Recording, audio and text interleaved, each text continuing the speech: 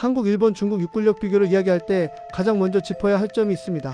육군력은 단순한 병력 숫자 비교가 아니라 실제로 싸울 수 있는 구조와 준비 상태의 문제라는 것입니다. 같은 육군이라도 어떤 전쟁을 상정하고 어떤 지형에서 싸우도록 설계되었는지에 따라 전력의 의미는 완전히 달라집니다. 오늘 이 영상에서는 누가 가장 강한 육군인가를 단순히 순위로 정리하지 않습니다. 대신 세 나라가 어떤 전쟁을 준비하고 있으며 실제 전장이 열릴 경우 어떤 역할을 수행하게 되는지를 구조적으로 분석합니다. 이번 주제가 마음에 드셨다면 구독과 좋아요 버튼을 눌러주시면 영상을 만드는 제게 큰 힘이 됩니다. 육군력을 평가할 때 핵심 기준은 5가지입니다. 병력 규모와 동원력 전차와 기계화 전력 포병과 미사일 화력 지휘 통제와 정보 체계, 그리고 실제 전투 경험과 훈련 강도입니다. 이 기준을 바탕으로 한국, 일본, 중국 육군을 차례대로 살펴보겠습니다. 먼저 대한민국 육군입니다. 대한민국 육군은 세계에서 가장 실전적인 육군 중 하나로 평가받습니다. 현역 병력 약 36만 명, 예비군까지 포함하면 300만 명 이상을 동원할 수 있는 구조를 갖추고 있습니다. 이는 단순한 숫자가 아니라 실제 동원 체계와 훈련 시스템이 유지되고 있다는 점에서 의미가 큽니다. 한국 육군의 핵심 임무는 명확합니다. 한반도에서의 고강도 지상전 대비입니다. 이 때문에 한국 육군은 방어와 반격 모두를 상정한 구조로 설계되어 있습니다. 전차 전력부터 살펴보면 한국 육군은 K 흑표 전차를 중심으로 약 2000대 이상의 전차를 운영하고 있습니다. K 전차는 자동 장전 장치, 120mm 활강포 네트워크 기반 전투 체계를 갖춘 최신형 전차로 기동성과 사격, 통제 능력에서 세계 최고 수준으로 평가받습니다. 여기에 K-레이 전차까지 포함하면 전차 전력의 질과 수량 모두 안정적인 수준을 유지하고 있습니다. 기계화 보병 전력 역시 한국 육군의 강점입니다. K-21 보병 전투차는 보병과 전차의 협동 전투를 전제로 설계되었으며 기동성과 방어력, 화력의 균형이 뛰어납니다. 한국 육군은 보병 중심이 아니라 기계화 중심으로 빠르게 전환해 왔으며 이는 평야와 산악이 혼재된 한반도 지형에 최적화된 구조입니다. 포병 전력은 한국 육군의 상징적인 강점입니다. K9 자주포는 이미 세계 최고 수준의 자주포로 평가받고 있으며 한국 육군은 수백 문의 K9 계열 자주포를 실전 배치하고 있습니다. 여기에 다연장 로켓 천무 전술, 탄도미사일 현무 계열까지 포함하면 단시간 내 압도적인 화력을 집중할 수 있는 능력을 보유하고 있습니다. 이는 한반도 유사시 전쟁 초반 주도권을 확보하는 핵심 요소입니다. 한국 육군의 또 다른 강점은 지휘 통제와 훈련입니다. 실전 상황을 가정한 대규모 연합훈련을 정기적으로 수행하고 있으며 미군과의 연합작전 경험은 세계 최고 수준입니다. 실제 전투 경험은 없지만 실전과 가장 유사한 훈련 환경을 유지하고 있다는 점에서 전투 준비도는 매우 높다고 평가됩니다. 다만 병력 감축 추세와 장기전 지속 능력, 인구 구조 변화는 중장기적인 과제로 남아 있습니다. 다음은 일본 육상자위대입니다. 일본 육군은 한국이나 중국과 달리 본토 방어에 특화된 구조를 갖고 있습니다. 병력은 약 15만 명 규모로 세 나라 중 가장 적지만 장비 현대화 수준과 정밀한 운영 능력은 매우 높습니다. 일본 육상자위대의 핵심 개념은 기동 방어와 섬 지역 방어입니다. 이는 중국을 명확한 가상 위협으로 상정한 결과입니다.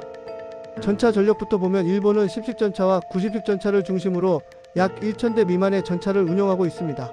수량은 많지 않지만 10식 전차는 경량화와 네트워크 전투에 초점을 맞춘 전차로 일본의 도로와 교량 환경에 최적화되어 있습니다. 일본은 대규모 기갑전보다는 기동성과 방어 중심의 전투를 상정하고 있습니다. 포병 전력은 한국이나 중국에 비해 제한적이지만 정밀 타격 능력에 집중되어 있습니다. 자주포, 다연장 로켓, 미사일 전력보다는 정보, 자산과 연동된 정확한 화력 운용이 일본 육상자위대의 특징입니다. 특히 미군과의 정보 공유와 지휘, 체계 통합 능력은 일본 육군의 가장 큰 강점 중 하나입니다. 일본 육군의 가장 큰 특징은 상륙 저지와 도서 방어 능력입니다. 수륙 기동단을 중심으로 한 신속 대응 부대는 센카쿠 열도와 같은 분쟁 가능 지역을 염두에 두고 설계되었습니다. 이는 공격보다는 방어에 특화된 육군 구조임을 보여줍니다. 헌법적 제약으로 인해 공격 작전에는 한계가 있지만 방어와 지연 작전에서의 완성도는 매우 높습니다. 이제 중국 육군입니다. 중국 육군은 세계 최대 규모의 육군입니다. 현역 병력 약 100만 명 이상, 예비 전력까지 포함하면 압도적인 숫자를 자랑합니다. 그러나 중국 육군의 진짜 특징은 숫자가 아니라 구조 개편과 현대화 속도에 있습니다. 중국은 이미 단순한 인민전쟁형 육군에서 벗어나 기계화 정보화 육군으로 빠르게 전환하고 있습니다. 전차 전력은 약 5000대 이상으로 세계 최대 수준이며 99식 전차를 중심으로 지속적인 개량이 이루어지고 있습니다. 최신형 99A 전차는 화력, 방어력, 기동성에서 상당한 수준에 도달했으며 대규모 기갑부대를 운영할 수 있는 능력은 중국 육군의 상징입니다. 포병 전력 역시 중국 육군의 핵심입니다.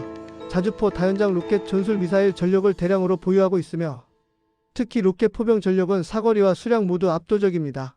이는 대만 해역과 국경, 분쟁 지역에서 강력한 억제력을 형성합니다. 중국 육군의 약점은 실전 경험 부족과 복잡한 작전 운영 능력입니다. 대규모 병력을 실제 전장에서 유기적으로 운영한 경험은 제한적이며 지휘체계의 경직성과 정보 통합 능력은 아직 발전 단계에 있습니다. 그러나 가장 무서운 점은 개선 속도입니다. 중국 육군은 매년 구조 개편과 훈련 수준을 끌어올리고 있으며 장기적으로는 가장 위협적인 육군으로 성장할 가능성이 큽니다. 이제 세 나라를 직접 비교해 보겠습니다. 한반도 지상전 기준에서는 한국 육군이 가장 강력합니다. 지형 숙련도 화력 집중 능력, 동원 체계에서 압도적인 전장 적합성을 보입니다. 방어전과 반격전 모두를 동시에 수행할 수 있는 구조를 갖춘 육군은 한국이 유일합니다. 선방어와 제한적 분쟁에서는 일본 육군이 강점을 가집니다. 신속 대응 정보 연동 정밀 타격에서 높은 완성도를 보이며 미군과의 연합 작전 능력은 세계 최고 수준입니다. 대규모 장기 지상전과 원거리 투사에서는 중국 육군이 압도적입니다. 병력과 장비 생산 능력, 전략적 지속 능력은 다른 두 나라가 따라가기 어렵습니다. 기술 완성도와 실전 준비도에서는 한국과 일본이 앞서 있고 규모와 성장 잠재력에서는 중국이 독보적입니다. 실제 전쟁이 발생할 경우 세 육군은 같은 방식으로 싸우지 않습니다. 한국은 단기간 고강도 결정전, 일본은 방어와 지연, 중국은 물량과 지속력 중심의 전쟁을 수행하게 됩니다. 결론적으로 육군력 1위라는 단순한 순위는 의미가 없습니다. 중요한 것은 어디에서 누구와 어떤 전쟁을 치르느냐입니다. 한국 육군은 한반도에 최적화된 실전형 육군, 일본 육군은 방어와 기동에 특화된 정밀 육군, 중국 육군은 규모와 속도로 밀어붙이는 확장형 육군입니다. 이 세 구조의 균형이 동아시아 지상 전력의 현실을 만들어내고 있습니다.